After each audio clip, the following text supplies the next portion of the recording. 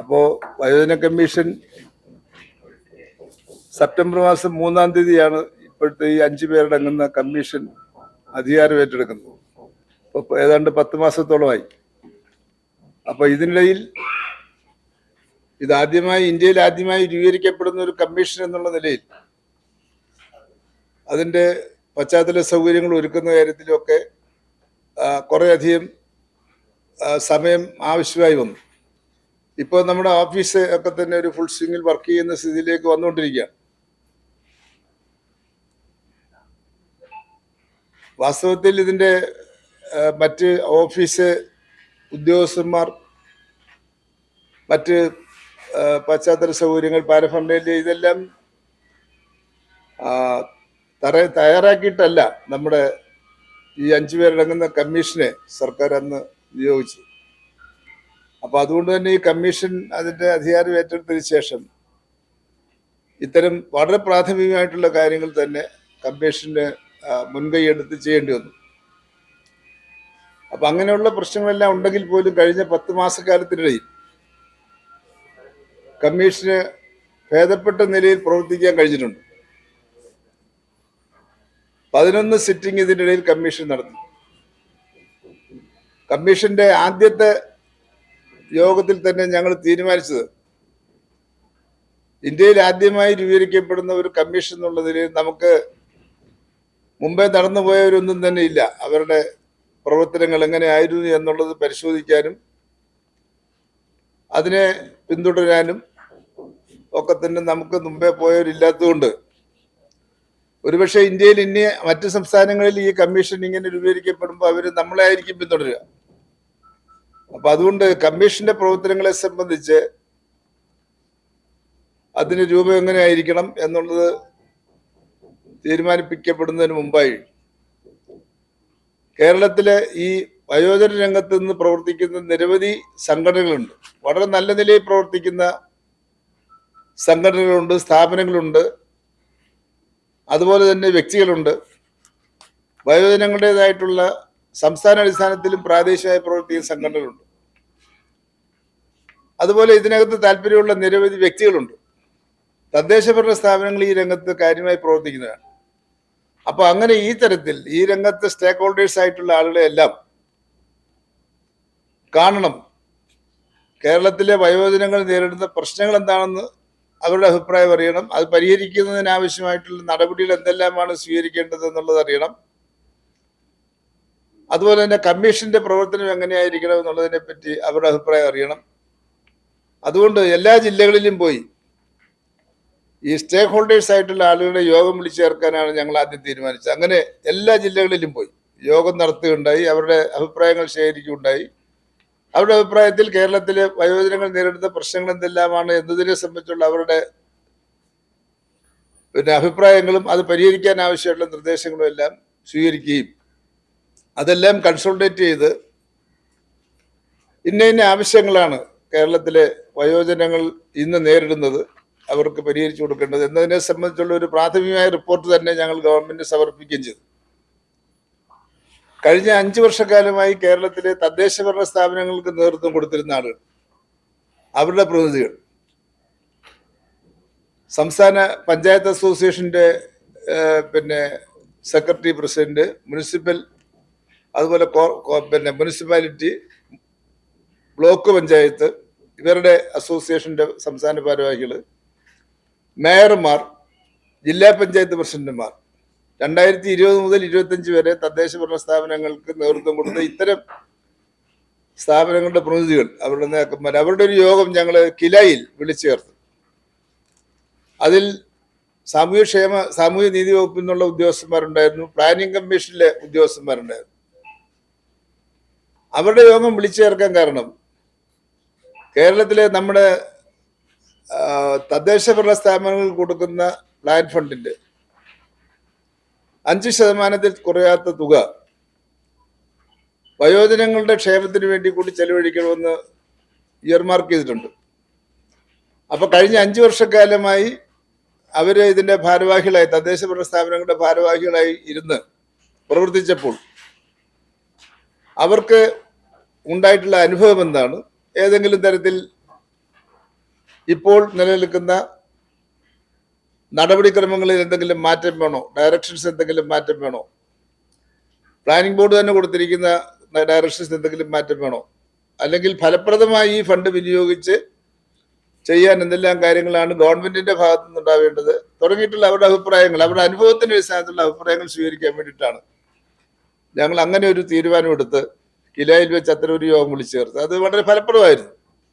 കുറെ പഞ്ചായത്ത് പ്രസിഡന്റുമാരും പിന്നെ ഒക്കെ തന്നെ അതിൽ മേയർമാര്, പഞ്ചായത്ത് അസോസിയേഷന്റെ പ്രതിനിധികൾ, അവരെല്ലാം തന്നെ അതിൽ പങ്കെടുത്തിരുന്നു. അപ്പൊ അവർക്ക് പറയാനുള്ളതെല്ലാം ഞങ്ങൾ കേട്ടിട്ടുണ്ട്, ഞങ്ങൾ മനസ്സിലാക്കിയിട്ടുണ്ട്. ഇനി രണ്ടാം ഘട്ടം എന്നുള്ളതിൽ ഇപ്പോഴത്തെ മേയർമാരെയും പഞ്ചായത്ത് പ്രസിഡന്റുമാരെയും അതോടൊപ്പം തന്നെ പഞ്ചായത്ത് അസോസിയേഷന്റെയും മുനിസിപ്പാലിറ്റിയുടെയും ഒക്കെ തന്നെ ഭാരവാഹികളെയും അവരുടെ ഭാരവാഹികളെയും കൂടി വിളിച്ച് പഴയ ആളുകൾ പറഞ്ഞ അനുഭവത്തിന്റെ അടിസ്ഥാനത്തിലും ഞങ്ങളുടെ ഇതുവരെയുള്ള അന്വേഷണത്തിന്റെ പഠനത്തിന്റെ അടിസ്ഥാനത്തിൽ തോന്നിയ മനസ്സിലാക്കിയിട്ടുള്ള കാര്യങ്ങളെല്ലാം ഈ തദ്ദേശ ഭരണ സ്ഥാപനങ്ങളിൽ എങ്ങനെയാണ് ഫലപ്രദമായി ഈ സ്കീം നടപ്പിലാക്കാൻ പറ്റുന്നതിനെ പറ്റിയുള്ള നിർദ്ദേശങ്ങൾ കൊടുക്കാൻ ഉദ്ദേശിക്കുന്നുണ്ട്. ഏതാണ്ട് 274 കോടിയോളം രൂപ ഈ പ്ലാൻ ഫണ്ട് ഇനത്തിൽ പഞ്ചായത്തുകൾക്ക് ഈ പിന്നെ നമ്മുടെ വയോജനങ്ങളുടെ ക്ഷേമത്തിന് വേണ്ടി വിനിയോഗിക്കാൻ വേണ്ടി കിട്ടുന്നുണ്ട്, ഗവൺമെന്റ് നേരിട്ട് നടത്തുന്ന പരിപാടികൾ കൂടാതെ. അപ്പൊ അത് ഞങ്ങൾ ചെയ്ത ഏറ്റവും പ്രധാനപ്പെട്ട ഈ ചുരുങ്ങിയ കാലയളവിൽ ചെയ്തൊരു കാര്യമാണ്. അതുപോലെ തന്നെ പ്രധാനപ്പെട്ട 6 വിഷയങ്ങളിൽ ഗവൺമെന്റിന് ഞങ്ങളുടേതായിട്ടുള്ള ശുപാർശകൾ കൊടുക്കുകയുണ്ടായി. കഴിഞ്ഞ തെരഞ്ഞെടുപ്പ് സമയത്ത് ബൂത്തിൽ ചെന്ന് വോട്ട് ചെയ്യുന്ന 60 വയസ്സ് കഴിഞ്ഞ പ്രായമായിട്ടുള്ള ആളുകൾക്ക് ആ ബൂത്തിൽ വന്ന് അവർ വോട്ട് ചെയ്യുമ്പോൾ അവർക്കുണ്ടാകുന്ന ബുദ്ധിമുട്ടുകളും മറ്റും പരിഹരിക്കുന്നതിന് വേണ്ടിയുള്ള സൗകര്യങ്ങൾ ഓരോ ബൂത്ത് അടിസ്ഥാനത്തിൽ ഉണ്ടാക്കണമെന്ന് ആവശ്യപ്പെട്ടുകൊണ്ടുള്ള പിന്നെ കത്ത് ഇലക്ഷൻ കമ്മീഷന് കൊടുക്കുകയുണ്ടായിട്ടുണ്ട്. പിന്നീട് ഞങ്ങൾ ഈ ജില്ലകളിൽ പോയി സംസാരിച്ചപ്പോൾ അവിടെ നിന്ന് ഞങ്ങൾക്ക് മനസ്സിലാക്കാൻ കഴിഞ്ഞിട്ടുള്ള മറ്റു ചില കാര്യങ്ങൾ അതെല്ലാം ചേർത്ത് ഗവൺമെന്റിന് ഒരു 6 വിഷയത്തിൽ 6 പ്രധാനപ്പെട്ട വിഷയങ്ങൾ കത്ത് കൊടുക്കാൻ വേണ്ടി കഴിഞ്ഞിട്ടുണ്ട്. സംസ്ഥാനത്ത് ഇതിനിടയിൽ ഉണ്ടായിട്ടുള്ള ചില വയോജനങ്ങളുമായി ബന്ധപ്പെട്ട ചില അട്രോസിറ്റീസ് അവരുടെ നേരെ നടന്നിട്ടുണ്ട്. അതിൽ കമ്മീഷൻ സ്വമേധയാ തന്നെ കേസെടുത്ത വിഷയങ്ങളുണ്ട്. അപ്പൊ കഴിഞ്ഞ 10 മാസക്കാലമായി ഞങ്ങള് ഈ രംഗത്ത് ഈ മറ്റു ചില തുടക്കത്തിൽ സാധാരണ ഏതൊരു സ്ഥാപനത്തിനും തുടക്കത്തിൽ ഉണ്ടാവുന്ന ബുദ്ധിമുട്ടുകളും പ്രയാസങ്ങളും എല്ലാം ഉണ്ട്, ബാലാരിഷ്ടതയുണ്ട്. അതെല്ലാം അനുഭവിക്കേണ്ടി വന്നപ്പോൾ പോലും അതിനെല്ലാം മറികടന്നുകൊണ്ട് ഈ കമ്മീഷന്റെ പ്രവർത്തനം ഭേദപ്പെട്ട നിലയിൽ കഴിഞ്ഞ 10 മാസക്കാലമായിട്ട് നിർവഹിക്കാൻ കഴിഞ്ഞിട്ടുണ്ട്. ഇപ്പോഴും ചില പ്രശ്നങ്ങൾ നിലവിലുണ്ട്. അതായത് ചട്ടങ്ങൾ, ഈ കമ്മീഷൻ പ്രവർത്തിക്കണമെങ്കിൽ ആക്ട് നിയമസഭ പാസ്സാക്കിയെങ്കിലും ആ ആക്ടിനെ ബേസ് ചെയ്തുകൊണ്ടുള്ള ചട്ടങ്ങൾ, വിവിധങ്ങളായിട്ടുള്ള ചട്ടങ്ങൾ രൂപീകരിച്ചെങ്കിൽ മാത്രമേ നമ്മുടെ കമ്മീഷൻ മാത്രമല്ല ഏതൊരു സ്ഥാപനത്തിനും പ്രവർത്തിക്കാൻ വേണ്ടി കഴിയത്തുള്ളൂ.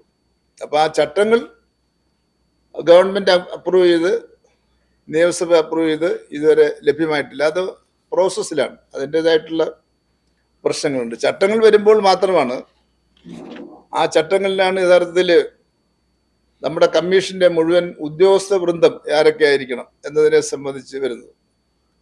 ഇപ്പൊ ആക്ടിൽ പ്രധാനപ്പെട്ട 3 ഉദ്യോഗസ്ഥന്മാരുടെ കാര്യം ആക്ടിൽ തന്നെ പറഞ്ഞിട്ടുണ്ട്. അതൊന്ന് കമ്മീഷന്റെ സെക്രട്ടറിയാണ്.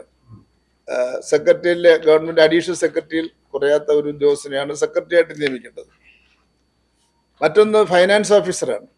അത് സെക്രട്ടേറിയറ്റ് തന്നെ ഫൈനാൻസ് ഡിപ്പാർട്ട്മെന്റിൽ നിന്ന് ഡെപ്യൂട്ടി സെക്രട്ടറിയിൽ കുറയാത്ത ഒരു ഉദ്യോഗസ്ഥൻ വേണം അതിൽ ആ പോസ്റ്റിലേക്ക് നിയമിക്കാൻ. പിന്നീടുള്ളത് രജിസ്ട്രാറാണ്. രജിസ്ട്രാർ എന്ന് പറയുന്നതും സെക്രട്ടേറിയറ്റിൽ ലോ ഡിപ്പാർട്ട്മെന്റിൽ നിന്നും ജോയിന്റ് സെക്രട്ടറിയിൽ കുറയാത്ത ഒരു ഉദ്യോഗസ്ഥനെയാണ് നിയമിക്കേണ്ടത്. ഈ 3 തസ്തികകളും ആക്ടിൽ തന്നെ പറഞ്ഞിട്ടുണ്ട്. ആ 3 തസ്തികകളിലെയും നിയമനം ഇതിനകം നടന്നിരുന്നു. എന്നാൽ ഇപ്പം പിന്നെ പുതിയ ഗവൺമെന്റ് ഒക്കെ വന്നതിന് ശേഷം സ്വാഭാവികമായിട്ട് ഉദ്യോഗസ്ഥ തലത്തിൽ വലിയ ഷഫ്ലിംഗ് നടക്കുകയാണ്. അതിന്റെ ഫലമായിട്ട് ഈ 3 ഉദ്യോഗസ്ഥന്മാരെയും നേരത്തെ ഉണ്ടായിരുന്നതും മാറ്റിയിട്ട് ഇപ്പോൾ ഫൈനാൻസ് ഓഫീസറെ പുതിയതായിട്ട് പോസ്റ്റ് ചെയ്തിട്ടുണ്ട്. മറ്റു 2 ഉദ്യോഗസ്ഥന്മാർ ഇപ്പോൾ ഇനി വന്ന് ചാർജ് എടുക്കാനായിട്ടുണ്ട്. അവരുടെ നിയമനം നടന്നുകൊണ്ടിരിക്കുന്നേ ഉള്ളൂ എന്നാണ് മനസ്സിലാവുന്നത്. ഇതുവരെ അതിന്റെ ഉത്തരവ് ഇറങ്ങിയിട്ടില്ല. സെക്രട്ടറിയുടെയും രജിസ്ട്രാറുടെയും നേരത്തെ ഉണ്ടായിരുന്ന സെക്രട്ടറിയും രജിസ്ട്രാർക്കും പുതുതായിട്ട് വന്ന ഫൈനാൻസ് ഓഫീസർക്ക് ചാർജ് കൊടുത്തുള്ളതുകൊണ്ട് ഫൈനാൻസ് ഓഫീസർ ഇപ്പോൾ ഈ 3 ഉദ്യോഗസ്ഥന്മാരുടെയും ചുമതല നിർവഹിക്കുകയാണ്. ഇതിലെ സ്ഥിര ഉദ്യോഗസ്ഥന്മാർ വരുന്നത് വരെ 4 പേരെ താൽക്കാലികമായിട്ട് നിയമിക്കാൻ വേണ്ടിയുള്ളൊരു ഉത്തരവ് ഗവൺമെന്റ് തന്നിട്ടുണ്ട്. അത് 2 ക്ലർക്കന്മാരെയും ഒരു കോൺഫിഡൻഷ്യൽ അസിസ്റ്റന്റെയും ഒരു ഓഫീസ് അസിസ്റ്റന്റുമാണ്. അവരെ താൽക്കാലികമായിട്ട് ഈ സ്ഥിരം നമ്മുടെ ചട്ടങ്ങളൊക്കെ രൂപീകരിക്കപ്പെട്ട് പോസ്റ്റ് ഗ്രാജുവേഷൻ എല്ലാം നടന്നതിന് ശേഷം സ്ഥിരം ആളുകൾ വരുന്നത് വരെ താൽക്കാലികമായി ഈ 4 പേരെ നിയമിക്കാൻ വേണ്ടിയുള്ള ഒരു തീരുമാനം ഗവൺമെന്റ് എടുത്ത് തന്നിട്ടുണ്ട്. അതനുസരിച്ചിട്ടെന്നുള്ള 4 ഉദ്യോഗസ്ഥന്മാർ ഇതിനകത്ത് വർക്ക് ചെയ്യുന്നത്. അതാണ് നമ്മുടെ ഉദ്യോഗസ്ഥ വൃന്ദത്തെ സംബന്ധിച്ചുള്ള കാര്യം. ഞാൻ ഒരിക്കൽ കൂടി പറയട്ടെ, ഇത്തരത്തിലുള്ള നിരവധി പ്രശ്നങ്ങളും ബുദ്ധിമുട്ടുകളും എല്ലാം ഉണ്ടായിരുന്നെങ്കിലും കഴിഞ്ഞ 10 മാസക്കാലത്തിൻ്റെ ഇടയ്ക്ക് കമ്മീഷന്റെ ശ്രദ്ധയിൽ വന്നിട്ടുള്ള വിഷയങ്ങളിൽ ശക്തിയായിട്ട് ഇടപെടാൻ കഴിഞ്ഞിട്ടുണ്ട്. അതുപോലെ തന്നെ കമ്മീഷനെ ഈ ബാലാരിഷ്ടതയിലും പ്രവർത്തിപ്പിച്ചുകൊണ്ട് പോകാൻ ഞങ്ങൾ പരമാവധി ശ്രമിച്ചിട്ടുണ്ട്. ഇതാണ് പൊതുവെ പറയാനുള്ളത്. നമ്മുടെ ഒരു ഹാൻഡ് ഔട്ട് കൊടുത്തിട്ടുണ്ട്, അതിനകത്ത് ബാക്കിയുള്ള ഡീറ്റെയിൽസ് എല്ലാം കൊടുത്തിട്ടുണ്ട്. പിന്നീട് തുടർന്ന് ചില നടപടികളെ പ്രവർത്തനങ്ങൾ ഞങ്ങൾ തീരുമാനിച്ചിട്ടുണ്ട്. അപ്പം അതിൽ വിയൂർ സെൻട്രൽ ജയിലിൽ നിന്ന് ഒരു തടവുകാരൻ കേരള ഹൈക്കോടതിക്ക് ഒരു കത്തയക്കുകയും അത് ഹൈക്കോടതി ഞങ്ങൾക്ക് റെഫർ ചെയ്യുകയും ചെയ്തിട്ടുണ്ട്. അവിടെ പോയി ഈ പരാതിയുടെ മുകളിലുള്ള നടപടികൾ സ്വീകരിക്കണം. അതനുസരിച്ചിട്ട് വിയൂർ സെൻട്രൽ ജയില് സന്ദർശിക്കാൻ ഞങ്ങൾ തീരുമാനിച്ചിട്ടുണ്ട്. ഇതിന് സമാനമായിട്ടുള്ള മറ്റ് പ്രശ്നങ്ങൾ മറ്റ് ജയിലുകളിലുണ്ടോ ഇല്ലയോ എന്നുള്ളതിനെ സംബന്ധിച്ച് മറ്റ് പ്രധാനപ്പെട്ട എല്ലാ ജയിലുകളും സന്ദർശിക്കുന്നതിനും ഞങ്ങൾ തീരുമാനിച്ചിട്ടുണ്ട്.